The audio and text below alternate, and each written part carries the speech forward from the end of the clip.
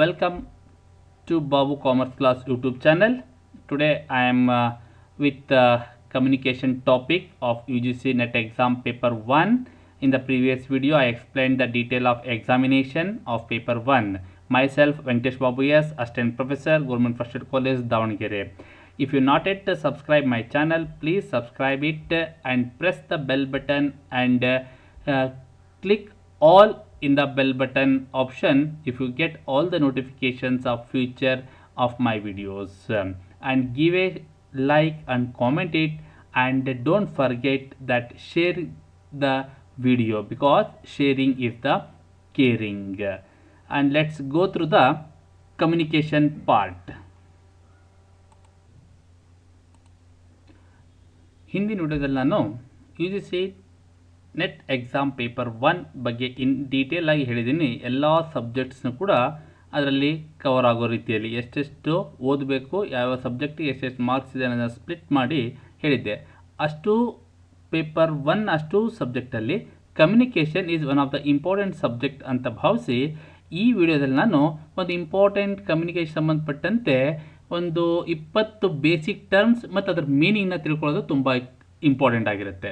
ಹಾಗಾಗಿ ಓದುಗರಿಗೆ ಹಾಗೂ ಎಕ್ಸಾಮ್ ಪ್ರಿಪೇರ್ ಆಗೋರಿಗೆ ನಾವು ಡೈರೆಕ್ಟಾಗಿ ಸಿಲೆಬಸ್ಸಲ್ಲಿರೋದನ್ನು ಓದ್ತಾ ಹೋದಂಗೆಲ್ಲ ಎಕ್ಸಾಕ್ಟ್ ಮೀನಿಂಗ್ ಅರ್ಥ ಆಗೋದು ಕಷ್ಟ ಆಗುತ್ತೆ. ಆದರೆ ಎಕ್ಸಾಮ್ಸಲ್ಲಿ ಕ್ವಶನ್ಸ್ ಕೇಳಬೇಕಾದ್ರೆ ಆ ಟರ್ಮ್ನ ಕೇಳಿಬಿಟ್ಟು ವಾಟ್ ಇಟ್ ಮೀನ್ಸ್ ಅನ್ನೋ ರೀತಿಯಲ್ಲಿ ಕೇಳ್ತಾರೆ.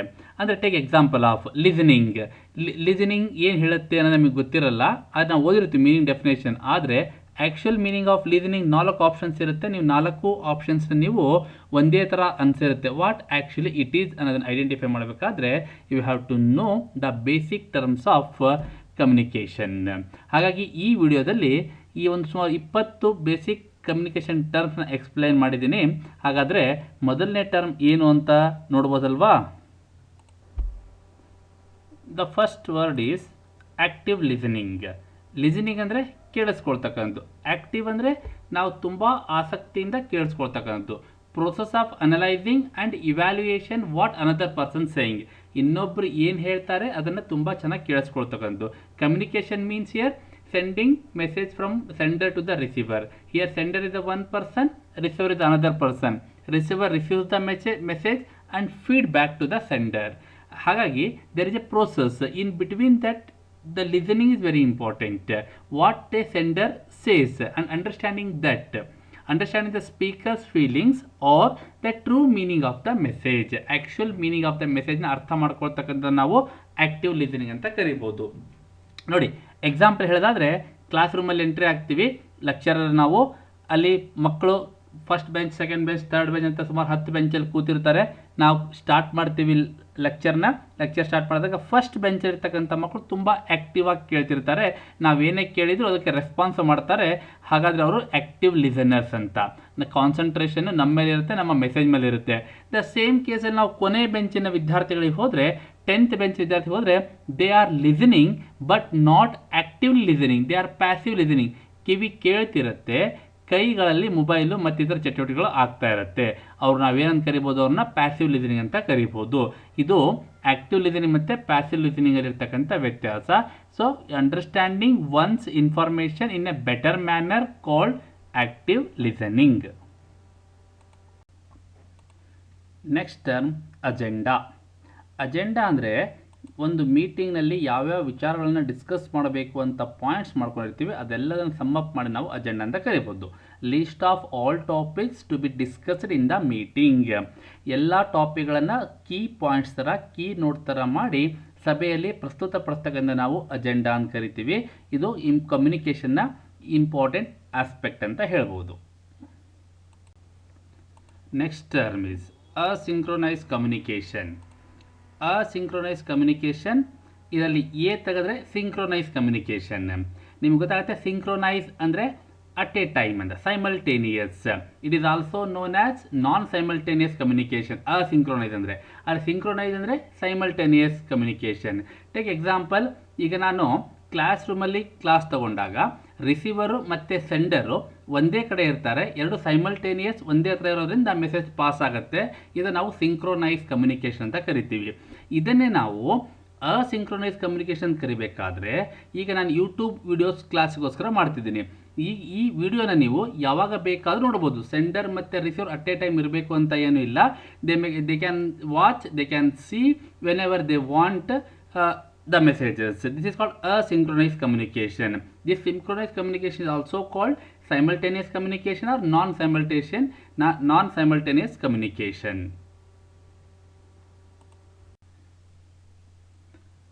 Next term is brainstorming. Here brainstorming means a technique designed to foster group productivity. ಒಂದು ಚಿಕ್ಕ ಗುಂಪುಗಳನ್ನು ಮಾಡಿ ಗ್ರೂಪ್ ಮಾಡಿ ತುಂಬ ಡೀಪಾಗಿ ಪರ್ಟಿಕ್ಯುಲರ್ ಒಂದು ವಿಷಯನ ಸ್ಟಡಿ ಮಾಡಿ ಹೊಸ ಐಡಿಯಾನ ಎಕ್ಸ್ಪ್ರೆಸ್ ಮಾಡ್ತಕ್ಕಂಥದ್ದು, ತಲೆಗೆ ಹೆಚ್ಚು ಕೆಲಸ ಕೊಡ್ತಕ್ಕಂಥದ್ದನ್ನು ನಾವು ಬ್ರೈನ್ ಸ್ಟಾರ್ಮಿಂಗ್ ಅಂತ ಕರಿತೀವಿ. To express their ideas in a non critical fashion. ಯಾವುದೇ ರೀತಿಯಾದ ಕ್ರಿಟಿಕ್ಸ್ ಆಗದೆ ಒಂದು ವಿಚಾರದ ಕುರಿತು ಹಲವಾರು ರೀತಿಯ ಐಡಿಯಾಸ್ ಸಿಗೋದನ್ನು ನಾವು ಐಡೆಂಟಿಫೈ ಮಾಡೋದನ್ನು, ಪ್ರೊಡ್ಯೂಸ್ ಮಾಡೋದನ್ನು ನಾವು ಬ್ರೈನ್ ಸ್ಟಾರ್ಮಿಂಗ್ ಅಂತ ಹೇಳ್ಬೋದು. Next word is chronomics. Chronomics. The word chron appears, you think that it means time. Chron means here time. Wherever the chron word comes, you assume that this particular word belongs to time. Take example of chronological, orderly. We are recording accounts in a chronological way. ನಾವು accounting transaction chronological order ಬರೀತೀವಿ. Chron ಅಂದರೆ time. Take example of 1st January 2020, 2nd January, 3rd January, 5th January. Time ಏನಿದೆ 1 chronological ಇದೆ. Chron means here the study of how people perceive, structure and use time as communication. ಕಮ್ಯುನಿಕೇಷನ್ನಲ್ಲಿ ಟೈಮ್ನ ಯಾವ ರೀತಿ ಬಳಸ್ತಾರೆ ಅನ್ನೋದನ್ನು ನಾವು ಕ್ರೋನೋಮಿಕ್ಸ್ ಅಂತ ಕರಿತೀವಿ. So chronemics is nothing but study of time as a communication. ಎಕ್ಸಾಮ್ಸಲ್ಲಿ ನಿಮಗೆ ಈ ಥರದ ವರ್ಡ್ನ ಮೀನಿಂಗ್ ಡೈರೆಕ್ಟಾಗಿ ಕೇಳ್ಬೋದು. ಕ್ರೋನೋಮಿಕ್ಸ್ ಮೀನ್ಸ್ ಅಂತ ಹೇಳ್ಬೋದು, ಅಥವಾ ಮೀನಿಂಗ್ ಕೊಟ್ಟು ಅಬ್ರಿವೇಷನ್ಸ್ನ ಕೇಳ್ಬೋದು. ತುಂಬ important term chronemics. The next word is aware public. Aware public is the word which is used. The public who knows something happens in front of you but not act on that. Here people who know about a problem but don't act on it. ನಿಮಗೆ ಗೊತ್ತಿರುತ್ತೆ, ನೀವು ಅದ್ರ ಬಗ್ಗೆ ತಿಳ್ಕೊಂಡಿರ್ತೀರಿ ಸಮಸ್ಯೆ ಬಗ್ಗೆ, ಆದರೆ ಅದರ ಮೇಲೆ ನೀವು ಆ್ಯಕ್ಟ್ ಮಾಡಲ್ಲ, ಅಂದರೆ ಕಾರ್ಯರೂಪಕ್ಕೆ ಬರಲ್ಲ. ಉದಾಹರಣೆಗೆ ನೀವು ರಸ್ತೆಯಲ್ಲಿ ಹೋಗ್ತಾ ಇರ್ತೀರಿ, ಅಲ್ಲಿ ಆಕ್ಸಿಡೆಂಟ್ ಆಗುತ್ತೆ, ನೀವು ಕಣ್ಣಿಂದ ನೋಡ್ತೀರಿ, ನಿಮಗೆ ಅದ್ರ ಬಗ್ಗೆ ಅವೇರ್ನೆಸ್ ಇದೆ, ಆದರೆ ನೀವು ಏನು ಮಾಡ್ತೀರಿ, ಅದಕ್ಕೆ ಸಂಬಂಧಪಟ್ಟಂತೆ ನೀವು ಆ್ಯಕ್ಟ್ ಮಾಡಲಿಕ್ಕೆ ಹೋಗಲ್ಲ. ಅದು ನಿಮಗೆ ಏನಾಗುತ್ತೆ ಗೊತ್ತಿದ್ರೂ ನೀವು ಆ್ಯಕ್ಟ್ ಮಾಡಲ್ಲ ಅಂದರೆ you become aware public.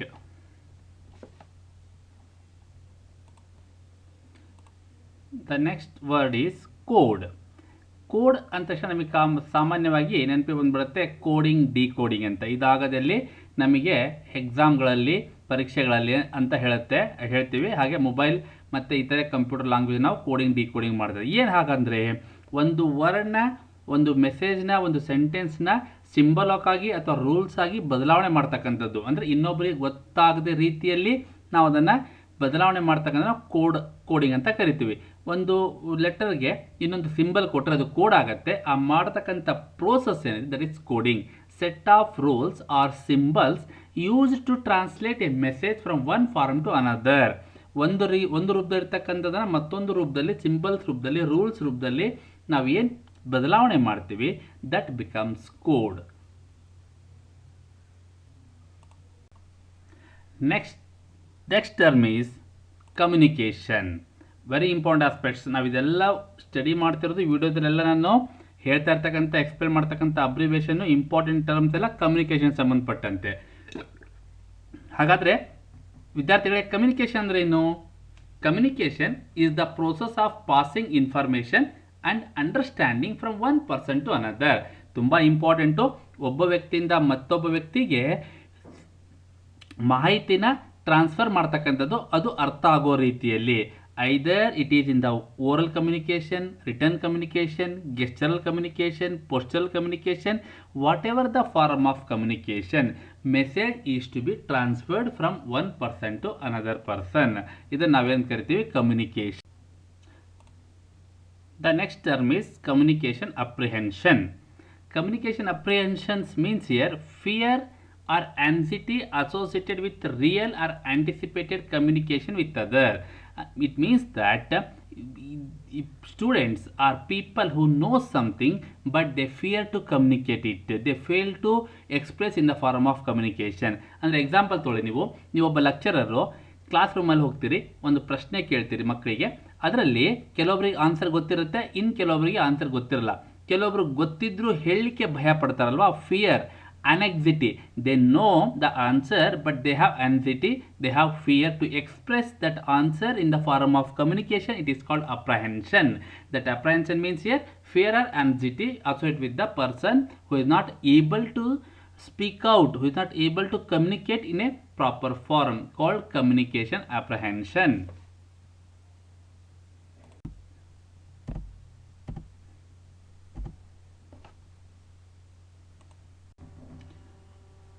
Next word is communication flow. Communication flow means here communication flow, the movement of communication. Flow means here either upward or downward or horizontal. Upward here, upward flow means here from the bottom level or employees to the director or general manager. This flow of communication, or downward communication from the higher authority to the lower authority, and horizontal communication in the common level of communication, manager to manager, employees to employee, clerk to clerk. This is called flow. The direction, flow means here direction of message travel in an organization or pass in an organization. It is called communication flow. Here flow either upward, downward or horizontal flow. Next word is communication network. Here first we can understand network. Network ಅಂದರೆ ಏನು?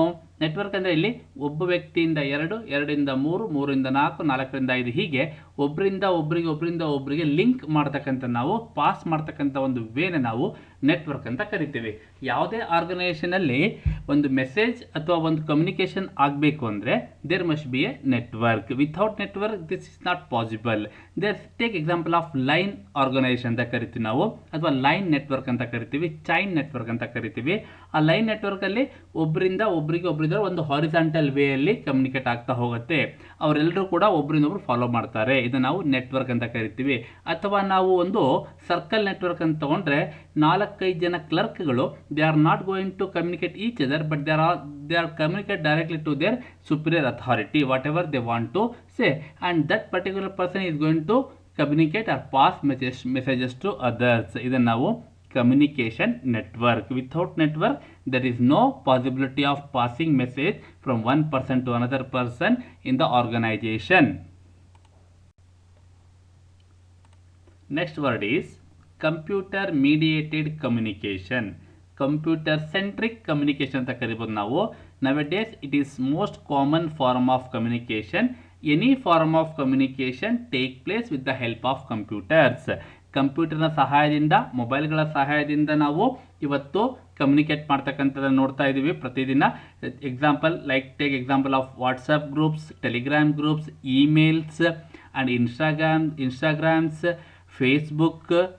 All these things are used with the help of computers, called computer mediated communication. Here communication ಗೆ computer mediate ಆಗಿ ಕೆಲಸ ಮಾಡುತ್ತೆ in between sender and the receiver. Next word is constructivism. Constructivism is oftenly used in research also and also in communication. Here constructivism, to construct something, to construct innovative things and communicate. Constructivism is a theory of learning based on the idea that knowledge is constructed by the knower based on the mental activity. ಯಾವುದೇ ಒಬ್ಬ ವ್ಯಕ್ತಿ ಹೊಸದನ್ನು construct ಮಾಡ್ತಕ್ಕಂಥದ್ದನ್ನು knowledge wise ನಾವು constructivism ಅಂತ ಕರಿತೀವಿ. Learners are considered to be active organism. ಇಲ್ಲಿ ಹೊಸದನ್ನು ಕನ್ಸ್ಟ್ರಕ್ಟ್ ಮಾಡ್ತಕ್ಕಂಥ, ಇನೋವೇಟ್ ಮಾಡ್ತಕ್ಕಂಥದ್ದು ನಾವು ಕನ್ಸ್ಟ್ರಕ್ಟಿವಿಸಮ್ ಕರಿತೀವಿ. ಅದನ್ನು ಕಮ್ಯುನಿಕೇಷನ್ ಫಾರಮಲ್ಲಿ ಬಳಕೆ ಮಾಡ್ತಕ್ಕಂಥದ್ದು. This is one simple theory of constructivism. The next word is critical listening. ಈ ಹಿಂದೆ ನಾವು ಆಕ್ಟಿವ್ ಲಿಸನಿಂಗ್ ಅಂತ ಪ್ಯಾಸಿವ್ ಲಿಸನಿಂಗ್ ಅಂತ ಎರಡು ಥರ ಲಿಸನಿಂಗ್ ಕೇಳಿದ್ದೀವಿ. This is third type of listening. Active ಲಿಸನಿಂಗಲ್ಲಿ ನಾವು ಕೇಳ್ತೀವಿ, ನೇರವಾಗಿ ಅರ್ಥ ಮಾಡ್ಕೊಳ್ತೀವಿ. ಪ್ಯಾಸಿವ್ ಲಿಸನಿಂಗಲ್ಲಿ ನಾವು ಕೇಳ್ತೀವಿ, ಆದರೆ ಅರ್ಥ ಮಾಡ್ಕೊಳ್ಳಿಕ್ಕಾಗಲ್ಲ, ಕಿವಿ ಕೇಳ್ತಿರುತ್ತೆ ಅನ್ನೋದು ಮಾತ್ರ ಗೊತ್ತಿರುತ್ತೆ.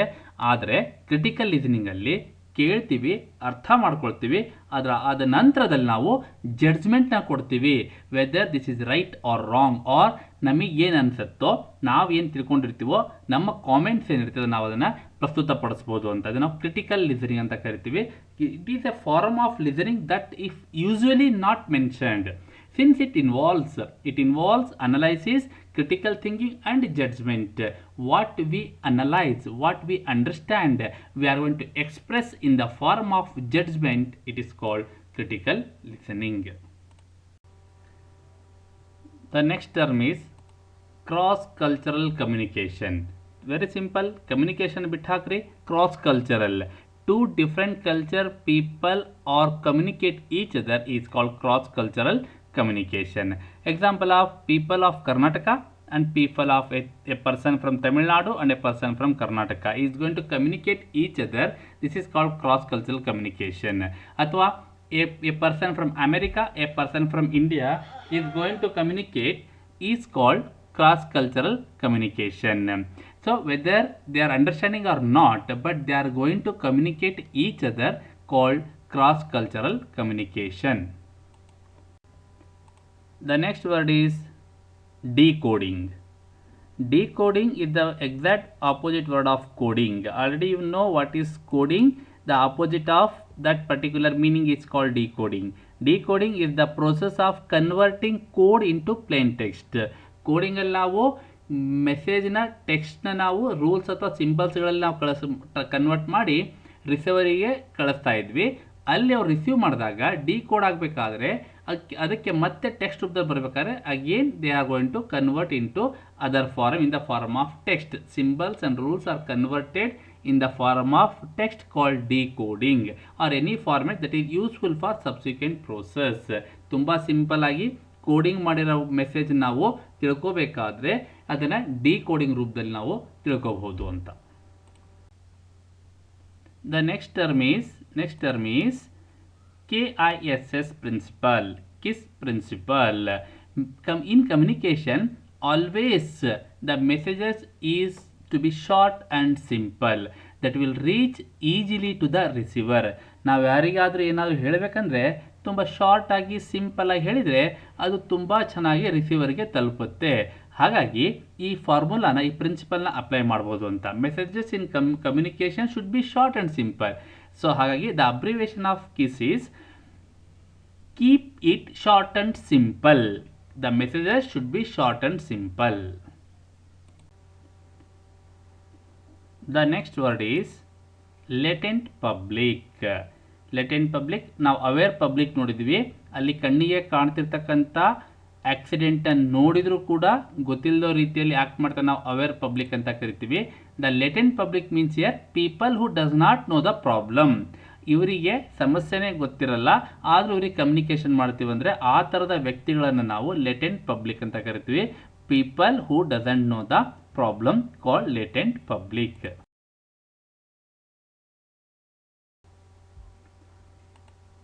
Thank you dear viewers. If you like this video, subscribe my YouTube channel Babu Commerce Class, share the video, like and put a comment in the comment box. Thank you.